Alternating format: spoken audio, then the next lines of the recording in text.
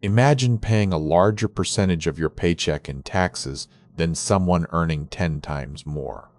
That is the reality of regressive taxation.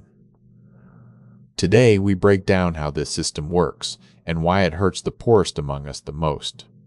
Unlike progressive taxes where the rate rises with income, a regressive tax takes a harsher burden on lower-income households. In these families, a significantly larger proportion of their total earnings goes directly toward paying for shelter, food, and transportation.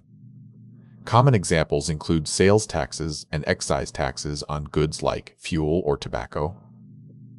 While a flat rate applies to everyone, the economic impact is not flat. For a lower earner, spending money on essentials feels like paying a higher effective tax rate than it does for the wealthy. The math is stark. If you earn less money, a fixed dollar amount of tax represents a much bigger slice of your budget. This decreases their ability to afford basic necessities, effectively penalizing financial hardship and limiting economic mobility for those who need support the most. Despite these drawbacks, governments often rely on these systems because they offer practical advantages.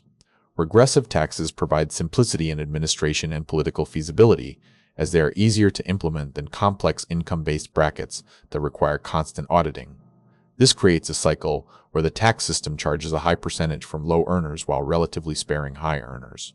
The result is a wealth transfer where the most vulnerable bear the cost of maintaining public infrastructure and services disproportionately. Understanding this mechanism is crucial for managing personal finances and advocating for policy changes. By recognizing that a tax might be neutral on paper but regressive in practice, we can demand tools that offset this impact and ensure fairness across all income groups. Now you see why a tax on groceries hits differently than a tax on stock portfolios. What financial policy do you think needs the most reform to fix this imbalance? Let me know in the comments below.